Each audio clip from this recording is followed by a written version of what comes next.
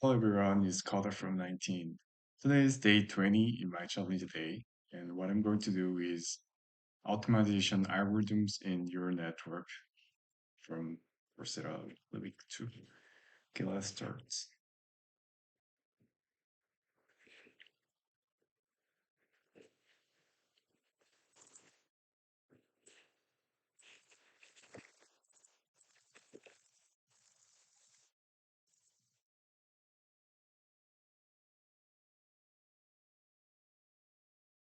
Hello and welcome back.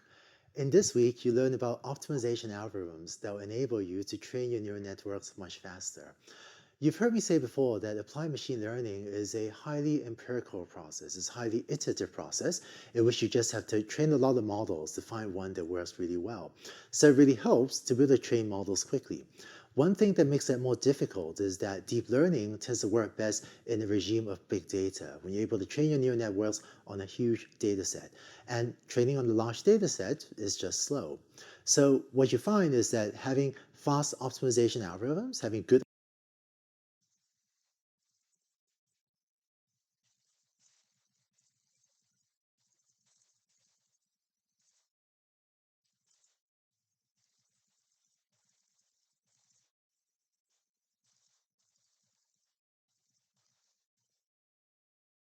optimization algorithms can really speed up the efficiency of you and your team.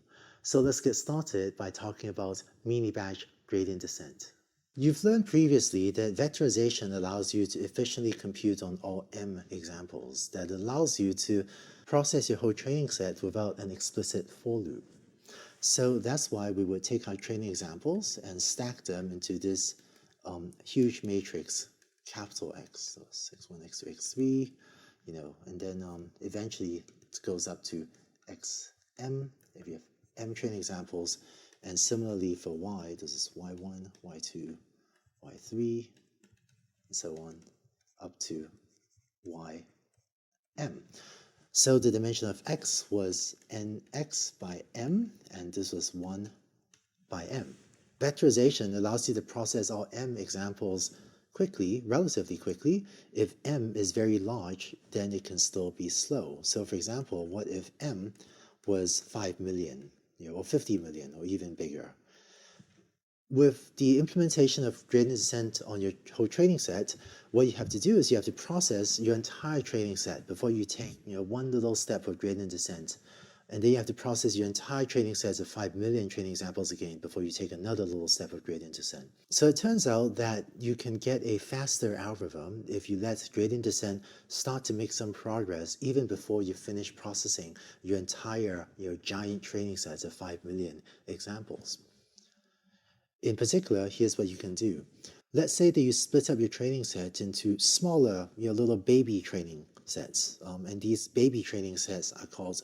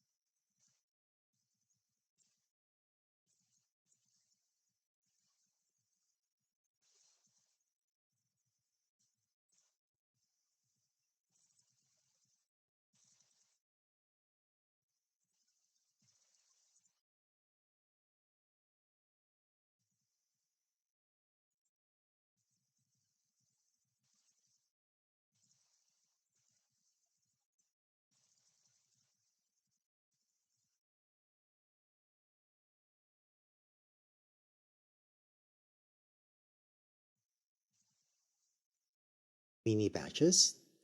Even before you finish processing a million training examples again, before you take another little step of gradient.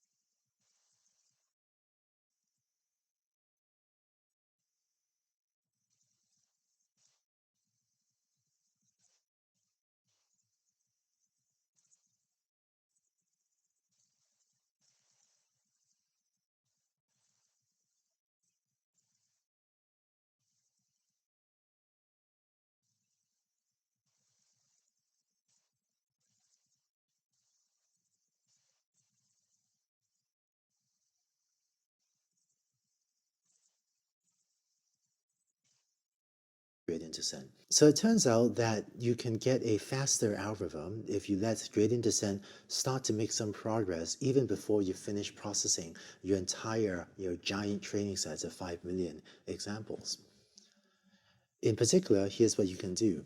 Let's say that you split up your training set into smaller, little baby training sets. And these baby training sets are called mini batches. And let's say each of your baby training sets have just 1,000 examples each. So you take x1 through x1000, and you call that your first little baby training set, also called a mini batch. And then you take the next 1,000 examples, x1001 through x2000, that's the next 1,000 examples, and call the next one, and so on. And I'm going to introduce a new notation. I'm going to call this x superscript with curly braces 1. And I'm going to call this x superscript with curly braces 2. Now, if you have 5 million training examples total, and each of these little mini batches has 1,000 examples, that means you have 5,000 of these, because 5,000 times 1,000 equals 5 million. So altogether, you would have 5,000 of these mini batches. So it ends with x superscript curly braces 5,000. And then similarly, you do the same thing for y. You'd also split up your training data for y accordingly. So you call that y1. Then this is y1001 through y2000. This becomes called y2, and so on, until you have y5000. So now, mini batch number t is going to be comprised of xt and yt, and that is 1,000 training examples with the corresponding input-output pairs. Before moving on, just to make sure our notation is clear, we have previously used superscript round brackets I to index in the training sets.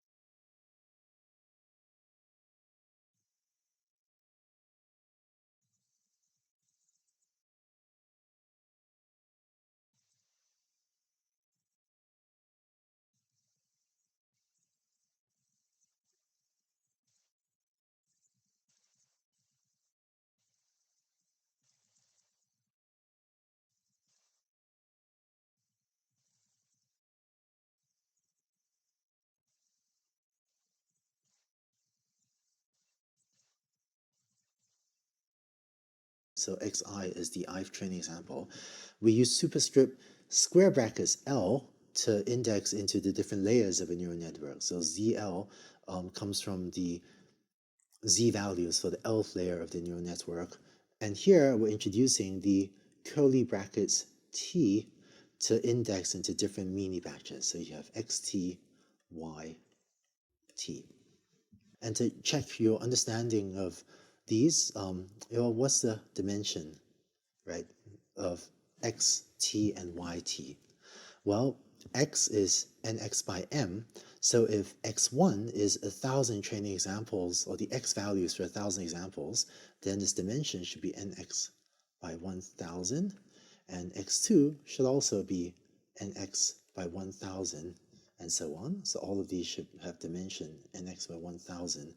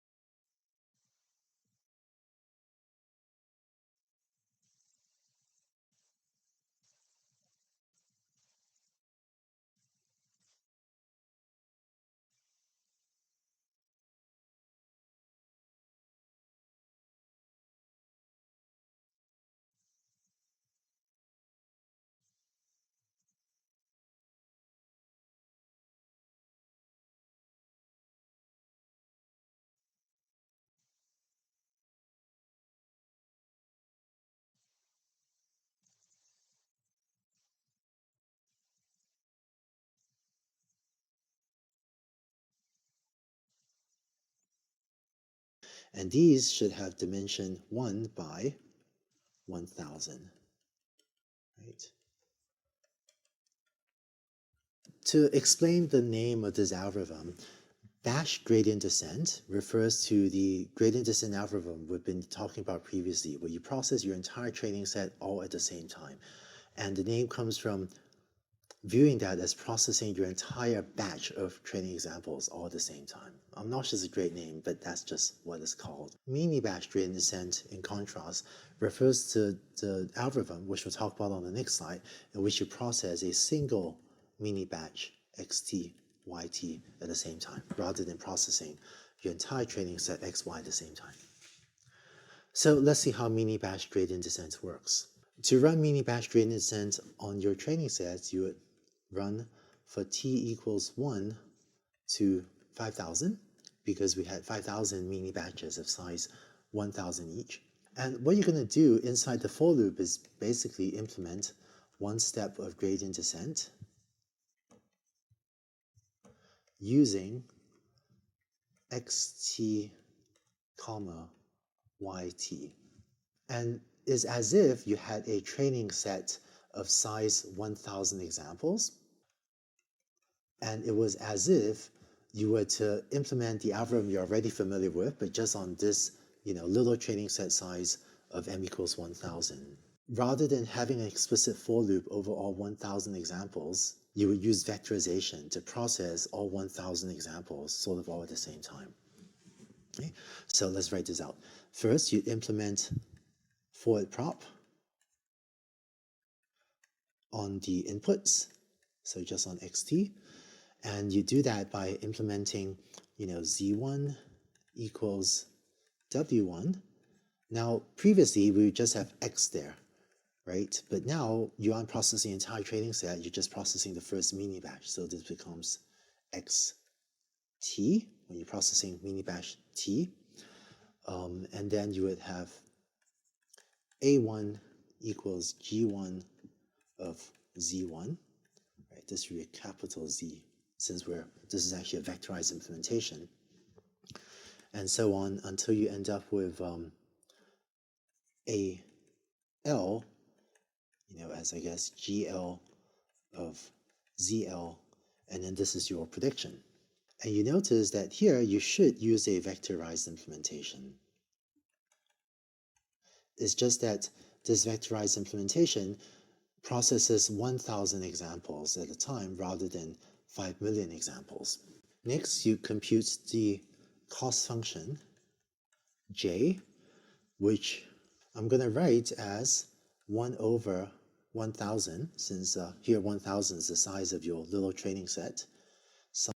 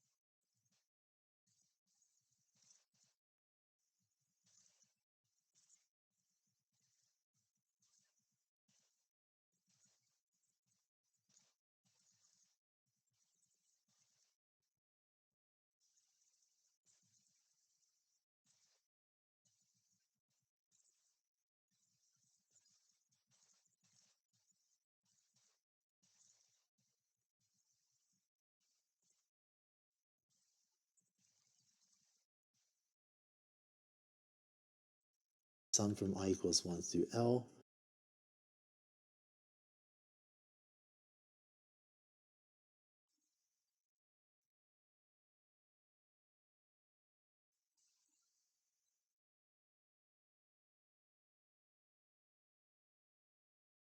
of really the, loss of y hat I, yi. And this notation for clarity refers to examples from the mini batch xt, yt. And then if you're using regularization, you can also have this regularization term, I guess maybe with a 2 in the denominator, times sum over L, Frobenius norm of the weight matrices squared. So because this is really the cost on just one mini batch, I'm going to index this cost j with a superscript t.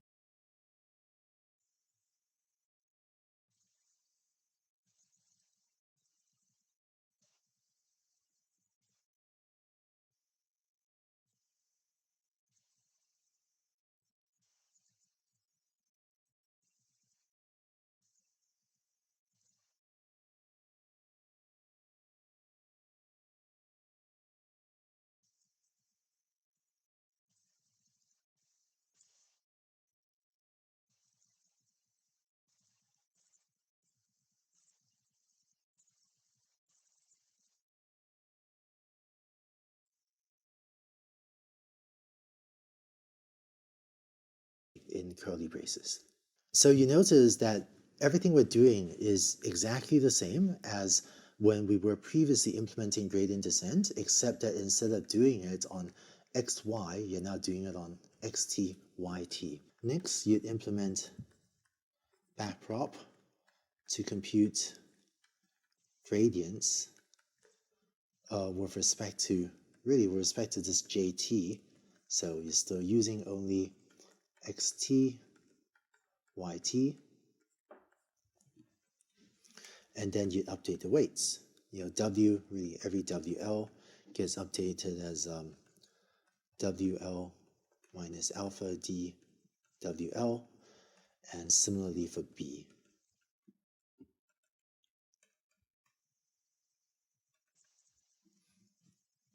And so this is one pass through your training set using mini batch gradient descent. The code I've written down here is also called doing one epoch of training. An epoch is a word that just means a single pass through the training set.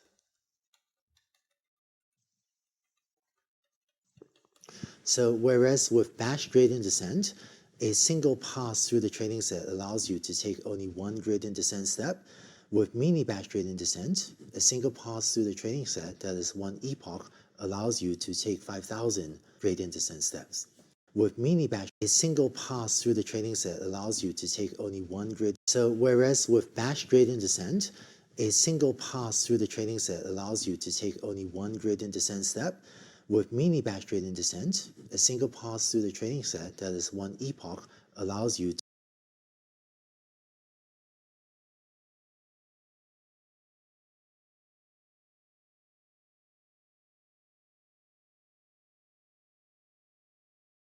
to take 5,000 one gradient descent step. With mini batch gradient descent, a single pass through the training set, that is one epoch, allows you to take 5,000 gradient descent steps. Now, of course, if you want to take multiple passes through the training set, which you usually want to, you might want another for loop or another while loop out there. So you keep taking passes through the training set until hopefully you converge or have approximately converged. When you have a large training set, mini batch gradient descent runs much faster than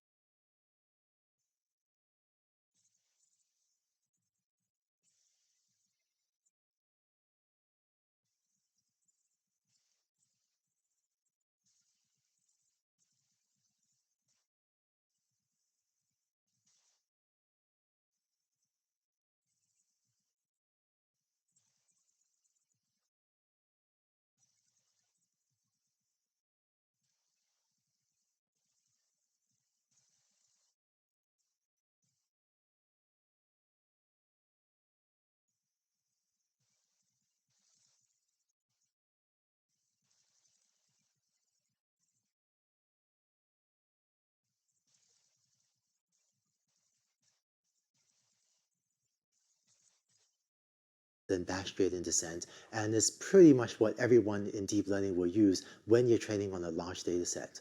In the next video, let's delve deeper into mini batch gradient descent so you can get a better understanding of what it's doing and why it works so well.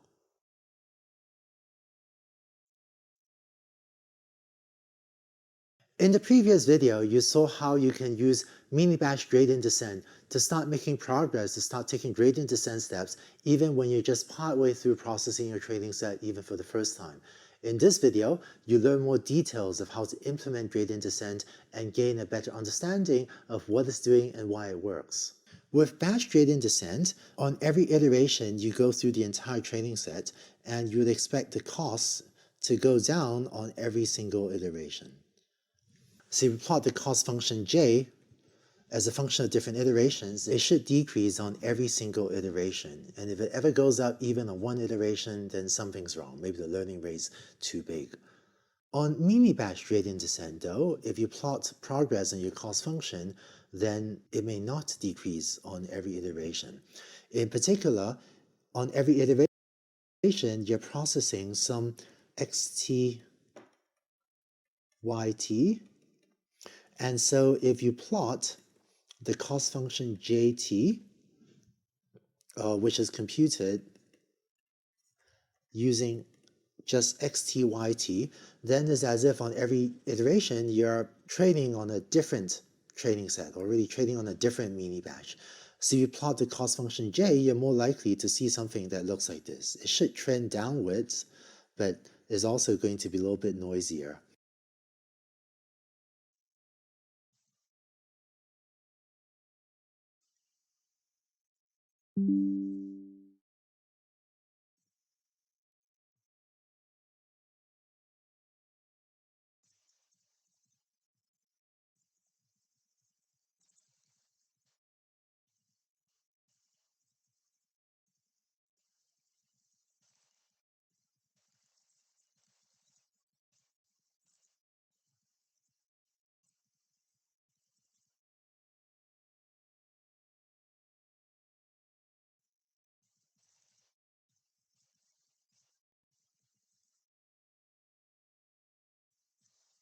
So if you plot j of t as you're training mini batch gradient descent and maybe over multiple epochs, you might expect to see a curve like this. So it's okay if it doesn't go down on every iteration, but it should trend downwards.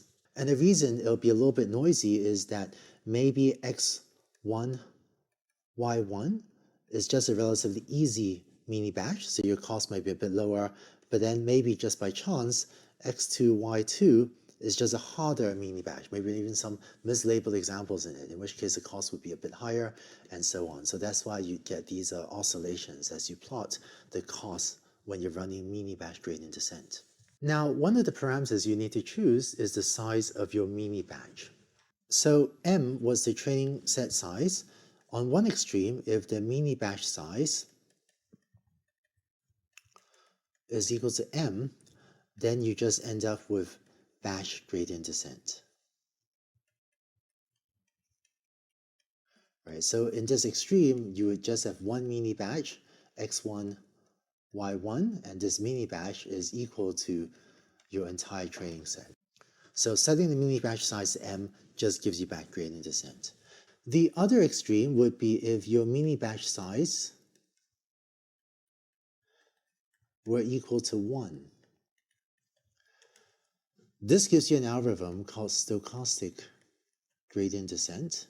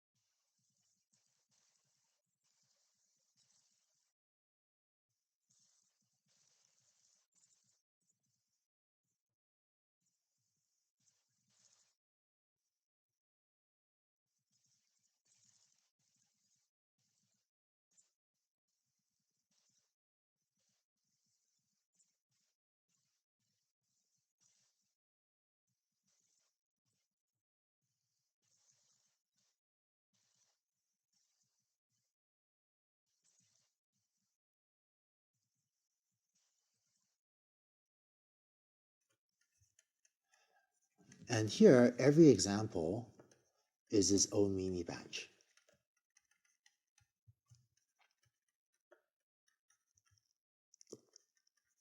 So what you do in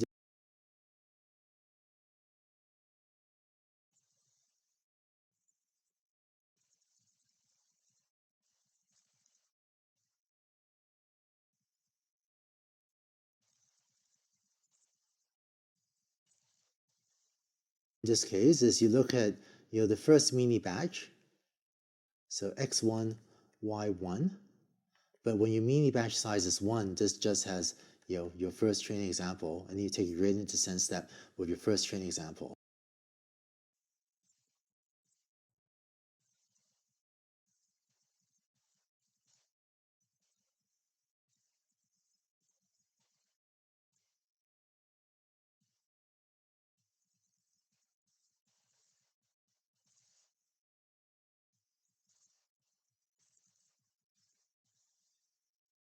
And then you next take a look at your second mini batch, which is just your second training example, and take a gradient descent step with that.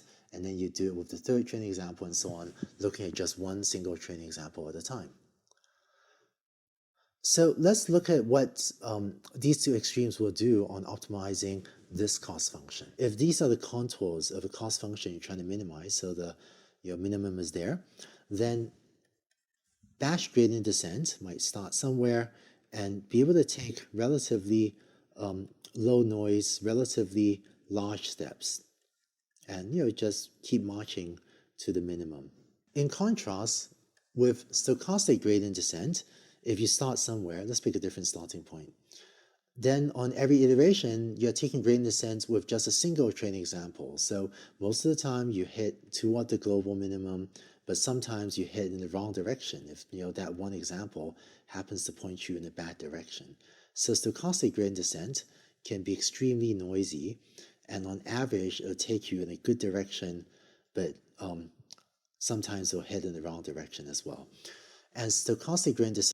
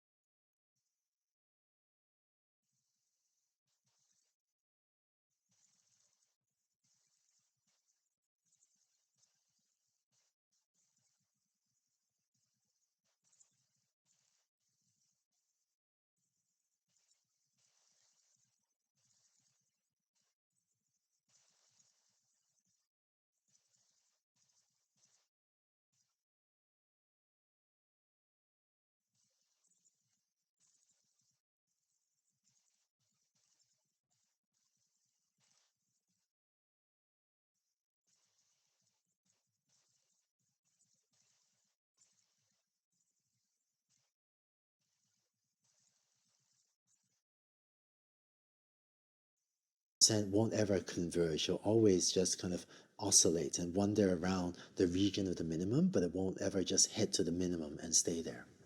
In practice, the mini batch size you use will be somewhere in between.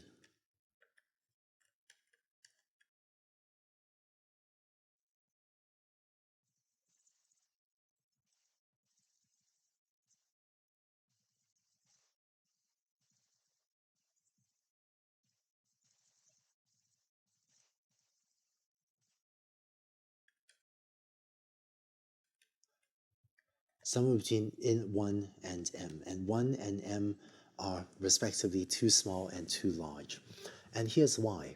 If you use batch gradient descent,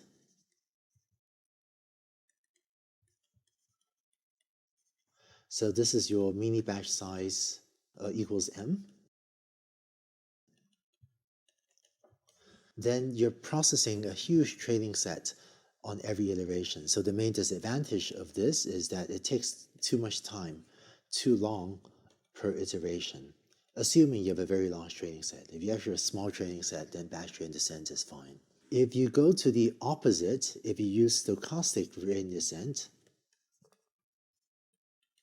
then it's nice that you get to make progress after processing just one example that's actually not a problem. And the noisiness can be ameliorated or can be reduced by just using a smaller learning rate. But the huge disadvantage of stochastic gradient descent is that you lose almost all your speed up from vectorization. Because here you're processing a single training example at a time, the way you process each example is going to be very inefficient. So what works best in practice is something in between, where you have some, you know, mini batch size that's not too big or too small.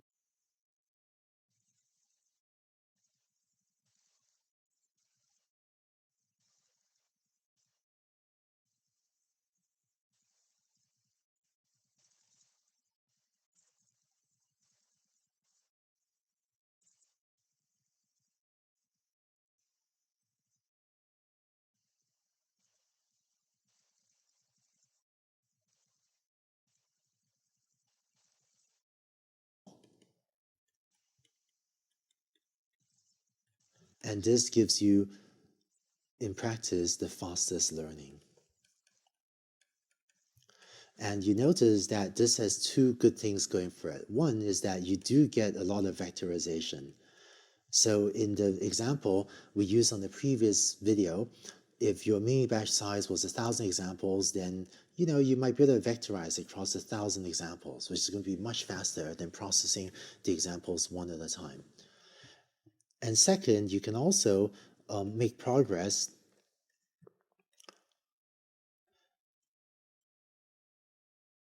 without needing to wait till you process the entire training set. So again, using the numbers we had from the previous video, each epoch or each pass to your training set allows you to take 5,000 gradient descent steps. So in practice, there'll be some in-between mini batch size that works best. And so with mini batch gradient descent, if you start here, maybe one iteration does this, two iterations, three, four, and it's not guaranteed to always head toward the minimum, but it tends to head more consistently in the direction of the minimum than stochastic gradient descent. And then it doesn't always exactly converge. It'll oscillate in a very small region. If that's an issue, you can always reduce the learning rate slowly. We'll talk more about learning rate decay or how to reduce the learning rate in a later video. So if the mini batch size should not be m and should not be 1, but it should be something in between, how do you go about choosing it? Well, here are some guidelines. First, if you have a small training set, just use batch gradient descent. If you have a small training set, then no point using mini batch gradient descent. You can process the whole training set quite fast, so you might as well use batch gradient descent. What does small training set mean? I would say, if it's less than maybe 2,000, it'd be perfectly fine to just use batch gradient descent.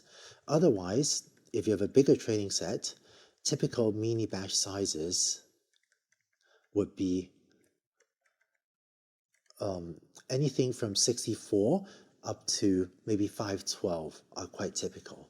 And because of the way computer memory is laid out and accessed, sometimes your code runs faster if your mini batch size is a power of 2. Right? So 64 is 2 to the 6 is 2 to the 7, 2 to the 8, 2 to the 9. So often I'll implement my mini batch size to be a power of 2. I know that in the previous video, I used a mini batch size of 1,000. If you really wanted to do that, I would recommend you just use 1,024, which is to the power of 10. And you do see mini batch sizes of size 1024. It is a bit more rare. This range of mini batch size is a little bit more common. One last tip is to make sure that your mini batch, all of your xt comma yt, that fits in CPU GPU memory.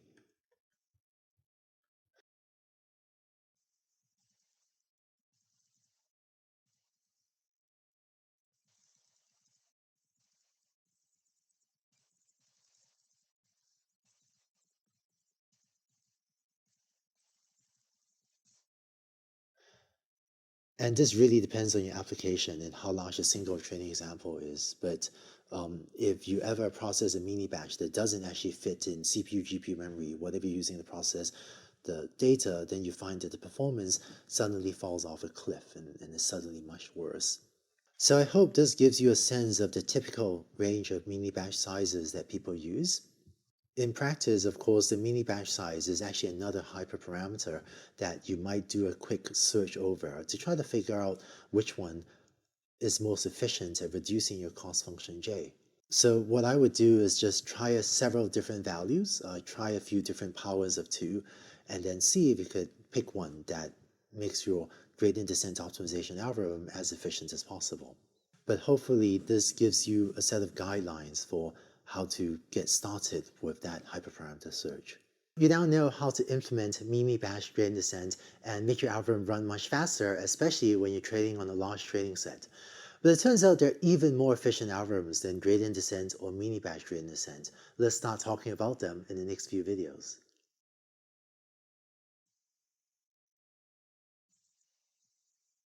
I want to show you a few optimization algorithms that are faster than gradient descent. In order to understand those algorithms,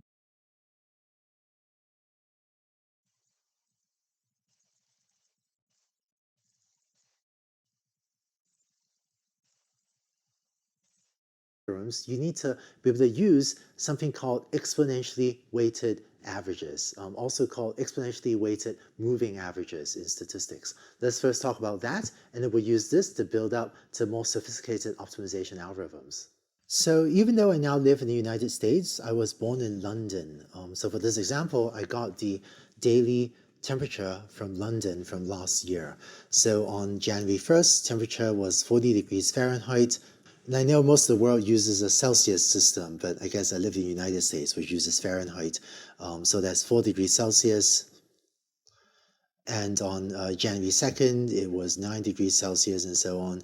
And then about halfway through the year, a year has 365 days. So this would be sometime, day number 180 would be sometime in late May, I guess. It was 60 degrees Fahrenheit, which is 15 degrees Celsius, and so on. So it started to get warmer towards summer, and it was colder in January. So you plot the data, you end up with this, with day 1 being sometime in January, that being the beginning of summer, and that's the end of the year, kind of late December. So this would be January. January 1st is the middle of the year, approaching summer, and this would be the data from the end of the year. So this data looks a little bit noisy, and if you want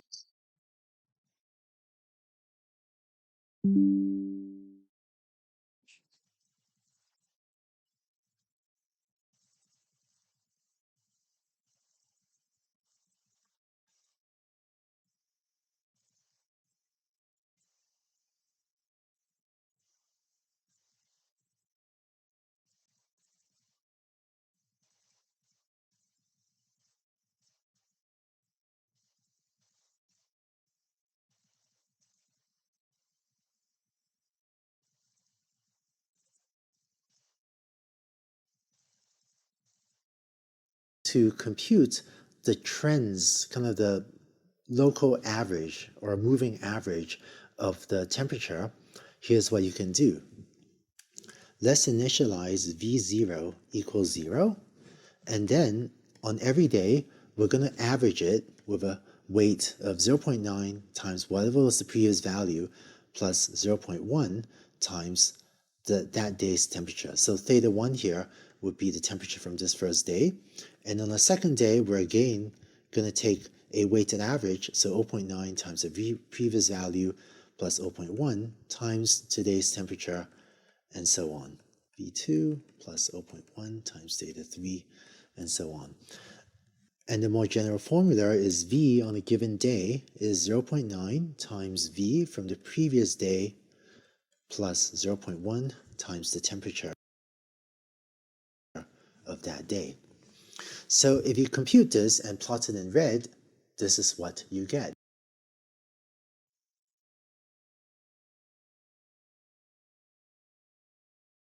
Plus 0.1 times first day and 0.9 times whatever was the previous value. Let's initialize V0 equals 0, or a moving average of the temperature. If you want to compute the trends, kind of the local average or moving average of the temperature, here's what you can do.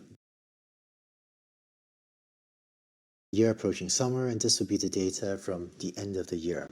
So this data looks a little bit noisy, and if you want to compute the trends, kind of the local average,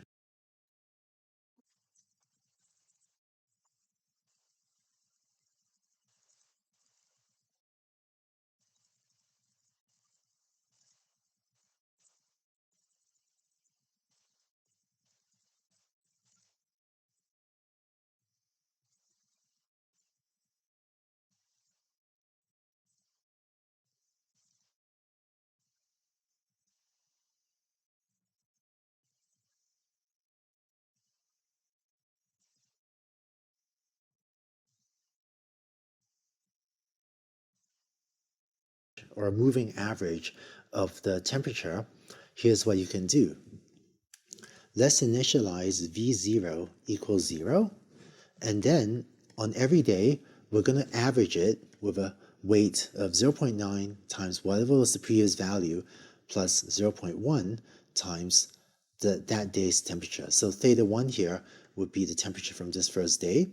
And on the second day, we're again going to take a weighted average, so 0.9 times the previous value plus 0.1 times today's temperature, and so on. V2 plus 0.1 times theta 3, and so on. And the more general formula is V on a given day is 0.9 times V from the previous day plus 0.1 times the temperature of that day. So if you compute this and plot it in red, this is what you get. You get a moving average, or what's called an exponentially weighted average of the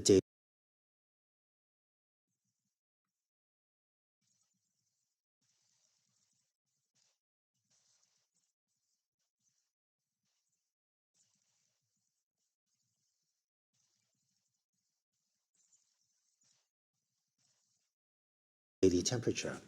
So let's look at the equation we had from the previous slide. It was Vt equals, previously we had 0.9, but now turn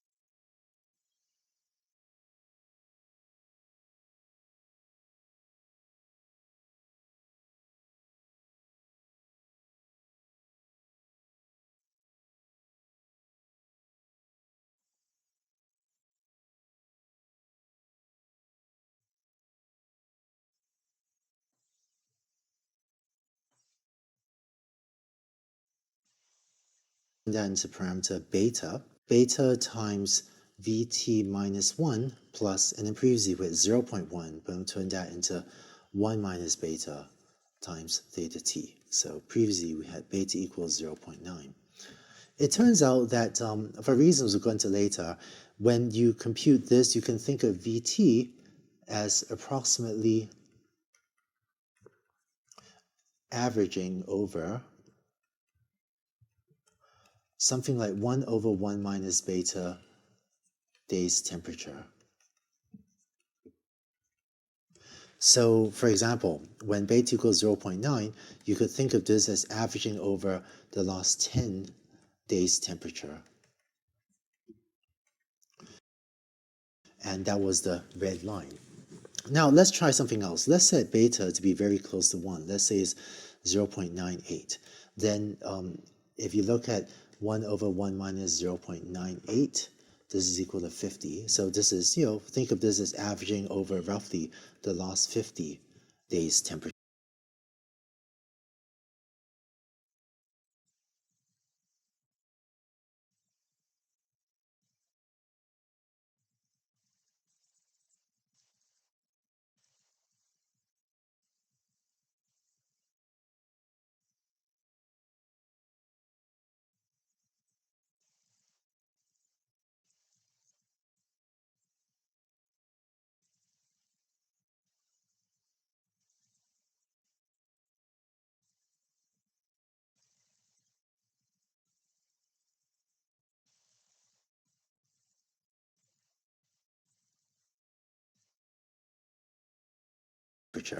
And if you plot that, you get this green line. So notice a couple things. With this very high value of beta, the plot you get is much smoother because you're now averaging over more days of temperature. So the curve is just less wiggly, is now smoother. But on the flip side, the curve is now shifted further to the right because you're now averaging over a much larger window of temperatures. And by averaging over a larger window, this formula, this exponentially weighted average formula, it adapts more slowly when the temperature changes. Right, so there's just a bit more latency. And the reason for that is when beta is equal to 0.98, then it's giving a lot of weight to the previous value and a much smaller weight, just 0.02, to whatever you're seeing right now. So when the temperature changes, when the temperature goes up or down, this exponentially weighted average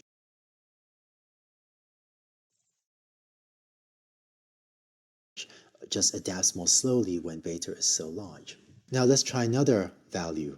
If you set beta to another extreme, let's say it is 0.5, then this, by the formula we have on the right, this is something like averaging over just 2 days temperature. And we plot that, you get this yellow line. And by averaging only over 2 days temperature, you have it's as if you're averaging over a much shorter window. So you're much more noisy, much more susceptible to outliers.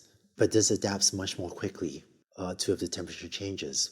So this formula is how you implement an exponentially weighted average. Again, it's called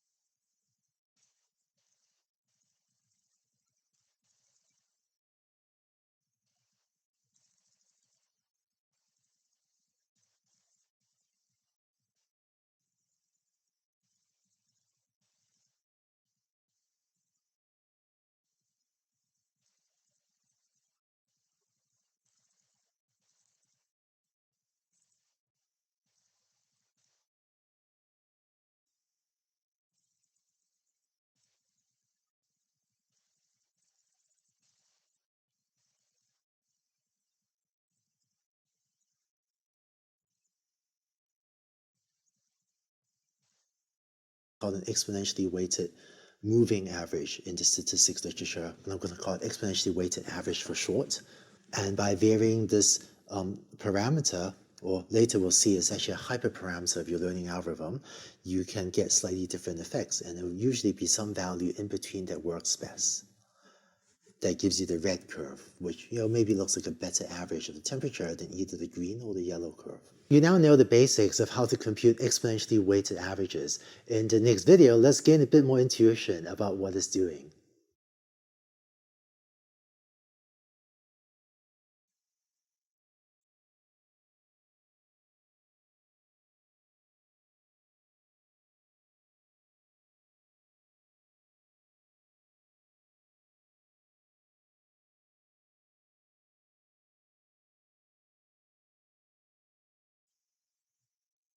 Hey, this is the end of today's recording, and before I go to stop, let's recap first. Today, what I learned is about the optimization algorithms in neural network. Um, in all the previous sections, we used the batch learning, which is we use the M training examples entire way, and we need to wait until we compute all the activations functions. I mean the code functions about each training examples to compute the next backpropagations for all the training examples. But when the training examples like these so huge, which is um, n is equal to 5 million, we need to wait too much. So in this case, we can separate the entire examples into separate mini baby examples set. And as you can see, we use a new notation, which is curly bracket superscript in the superscript location, and we called it mini batch. And for example, if the mini batch size is equal to 1000, um, when we have n number of training examples is equal to 5 million, we're gonna have 5,000 mini batches in total.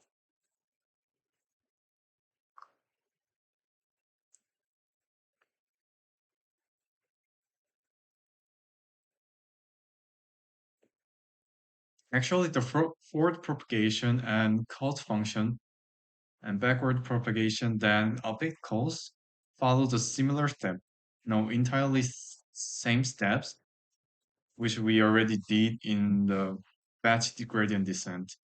But the difference is we need to iterate on mini batches.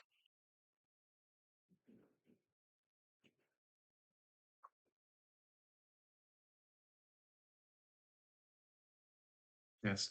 So we need to iterate the same steps on every mini batches so that we can just parallelize these process, and it turns out that it learns faster than batch gradient descent.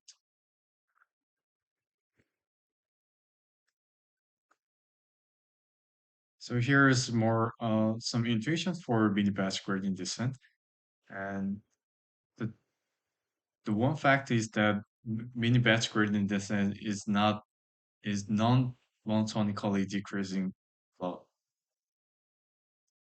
because every mini batch has a different samples and different costs also.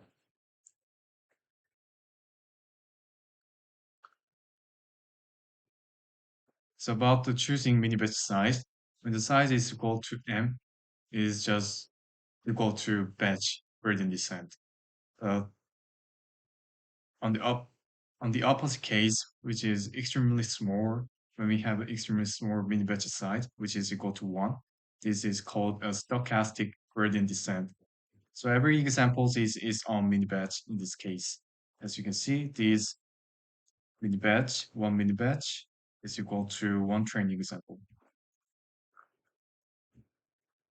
So in the stochastic gradient descent, as you can see, it touches its own local minimum, or but in the global minimum perspective, is not always head up to the global minimum. But in the batch gradient descent, it always head up to global minimum. So the good practice to choose the size of mini batch is to select a size between this batch gradient descent and stochastic gradient descent. So in conclusion, not too large, not too small size is a bit better. And a few tips, if we have small training example set, um, like m is less than 2000, just use batch gradient descent. And typical mini batch size follows the power of 2, which is 64 and 128 and 256 and so on. And also we need to select a mini batch size to fit our hardware devices memory, like CPU and GPU.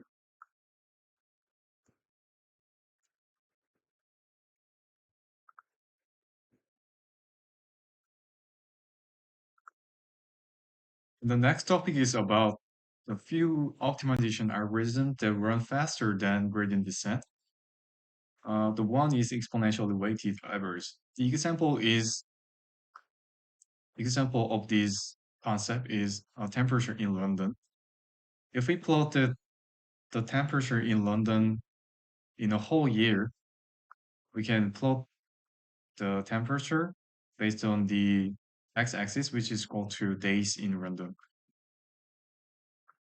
And it seems that it's quite noisy because every day we have um, different temperature. It can be so high and it can be so low. So in this case, we need some kind of average. Like in the computer graphics, we use to to remove aliasing for anti-aliasing purpose, we use interpolate. I think this exponentially weighted average is quite similar to interpolation concept in computer graphics. So basically follow the formula we follows this formula. The Vt is equal to zeta multiply Vt minus 1, which is previous Vt, and plus 1 minus beta multiplied by uh, current temperature today. So for uh, the intuition for this exponentially weighted average, the more beta becomes smaller, the more the data plot becomes noisy. Because as you can see, VT is approximately average over one of 1 minus beta days temperature. So for example, if beta is 0.5, we average over 2 days temperature. If you see that, let's pick this one, pick this x-axis, and we pick these two temperature and we average and we plot on today based on this uh, current current temperature. So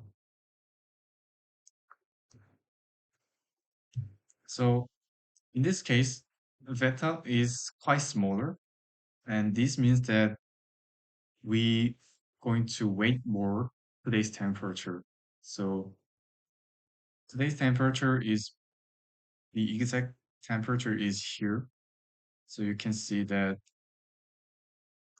if beta is smaller, we gonna way more today's temperature.